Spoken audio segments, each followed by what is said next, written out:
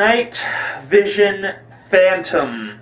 Once again, I find myself in the grossly unenviable position of having to be face to face with the absolute drivel that you spew out like a nugget of shit from the puckering sphincter of your infinitesimal brain. Once again, Night Vision Phantom, you have said something so unbelievably stupid that I have to turn on my camera and stand in front of it and proclaim to the whole world, oh my fuck, he's done it again.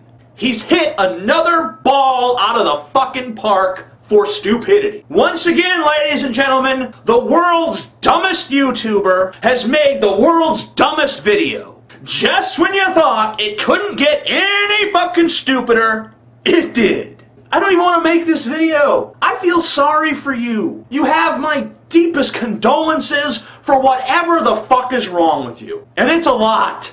I don't know what to say. Because I feel like I'm up here picking on a mentally disabled kid. I feel like I'm a bully knocking down the handicapped kid's lunch tray in the hallway and laughing. Because you're really that impaired. You're really that fucking dumb. You're as dumb as a mentally handicapped child. In fact, you know, I shouldn't even have said that, because now I feel like I've insulted mentally handicapped people by comparing their intellect to yours. Because you're something far beneath mentally handicapped. You are a person perfectly capable of rational cognition, of thinking for yourself, of asking questions, and you just fucking don't! Why not? Do you have any idea how easy the research would have been for you to do before you make statements like this? Atheism is an incredible problem, not only for me, but I do believe that it's for the whole world. Why would I be Christian preaching against it otherwise? I'm going to bet, I'm pretty confident in my statement here. I'm overly confident that I'm going to say about 90% of you atheists out there who were born, you know, within the past 10, 20 years are largely raised in semi-religious households. I could be wrong, obviously. And then your parents before that were most likely raised in overly religious households.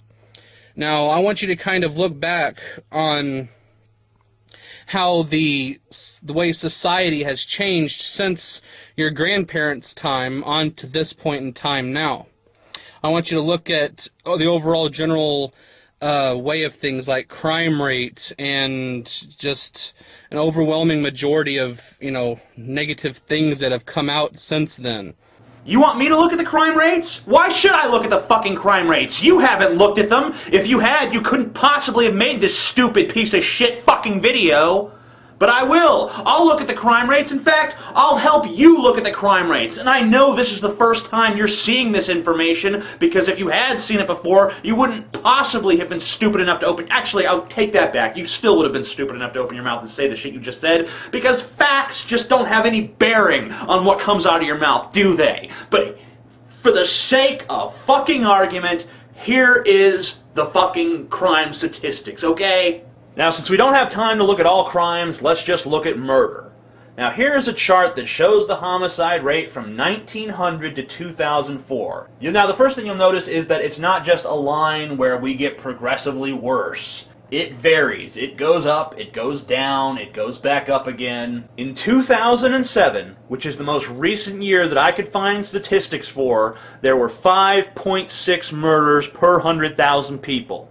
Now, I want you to consider this for a minute, Night Vision fat ass. From 1913 until 1942, not one time did the murder statistics go beneath that. In 1913, they were 6.1. In 1914, they were 6.2. Then in 1915, they were 5.9. In 1916, they were 6.3.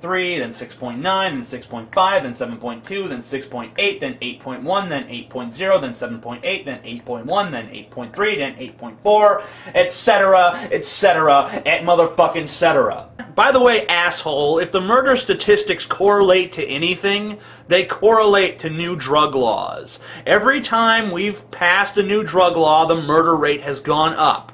And then it slowly drifts back down, and then we pass some new dumbass drug law, and it shoots back up. In the 1920s, you have Prohibition, and the murder rate is fucking sky high.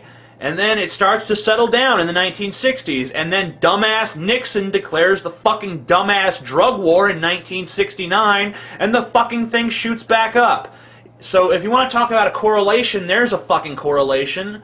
But if you want to talk about this in terms of religiosity, was there a great surge of atheism in the 1920s? No. Was there a great surge of atheism in 1969, 1970? No.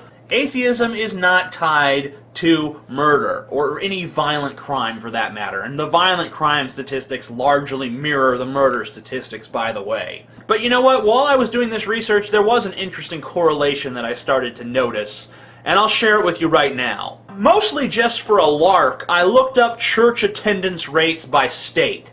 Now, Alabama, Louisiana, and South Carolina all have 58% of their populations going to church. That's well above the national average of 42%. Now let's look at the murder rates for those particular states in 2007. Now remember, the national murder rate in 2007 was 5.6 per 100,000. If we look up Alabama, it's 8.9, well above the national average. If we look up Louisiana, it's 14.2, which is the highest in the nation except for the District of Columbia. South Carolina, 8.0, once again, well above the national average. Isn't it strange that all of these states with high church attendance are well above the national average? But let's look at the lower end of the spectrum. What about New Hampshire, where only 24% of people attend church regularly? In New Hampshire, the murder rate is 1.1. 1.1 per 100,000. Well below the national average. Now what about Vermont, which ties New Hampshire at 24%? Let's look at the statistics for Vermont. In Vermont, the murder rate is 1.9 per 100,000. Once again, well below the national average. Louisiana, my home state, where church attendance is 58%, the highest in the nation, the murder rate is 14.2%. Also, the highest in the nation. And in New Hampshire, where church attendance is 24%, the lowest in the nation, the murder rate is 1.1%. Also, the lowest in the nation. Does this show that more religiosity leads to more murder? Not necessarily. But it does show that less religiosity doesn't lead to more murder. In fact, the statistics show quite the opposite.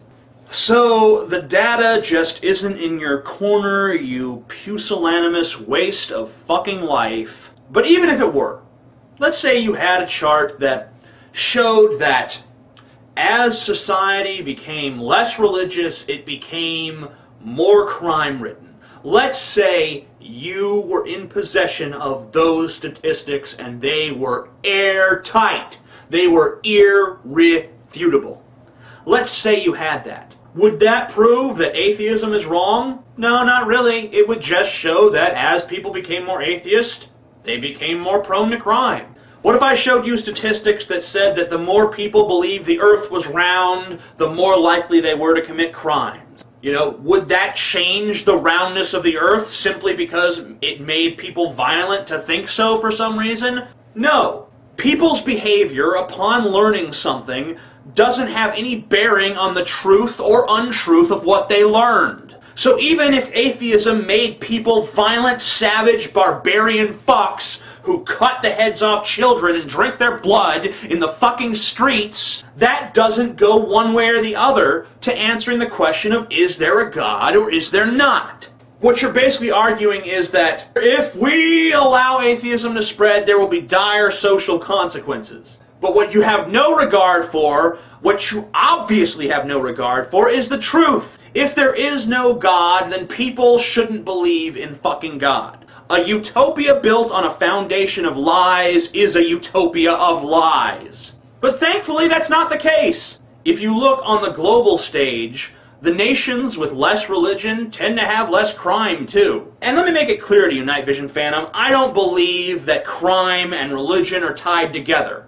I just think that stupidity is tied to both religion and to crime. So the stupider a people are, the more likely they are to be religious, and the more likely they are to be criminals. The smarter a population is, the less religious it is, the less violent it is. That's my view of reality, and I back it up with fucking numbers, asshole. All you talk about is how you personally feel that the crime rate is higher now. From my personal experience especially, that the crime rates of people who are liberating enough, liberal enough to want to freely exercise their daily drug usage, of marijuana and stuff like that. And well, guess what, asshole? The crime rate is set in fucking stone. The statistics are kept, and it doesn't matter how you feel about them personally. They don't change based upon your personal feelings. They stay the same, and the numbers don't fucking lie. But, like I always say, God is God. God does his own will and everything like that. Oh, you always say that, do you? What a glistening nugget of fucking wisdom in this sea of shit. You always say, I say, God is God, and he knows what he's doing, and stuff. Wow, that's really fucking insightful, thanks. What it comes down to is the freedom of thought in which people always can't think for themselves.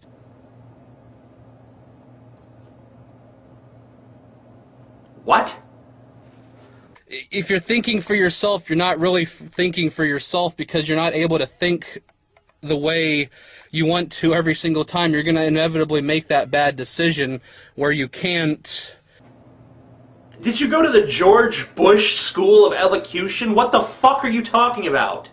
If you think for yourself, you can't think for yourself because you think, woo! You're a fucking moron. You do not have any place turning on a camera and speaking into it.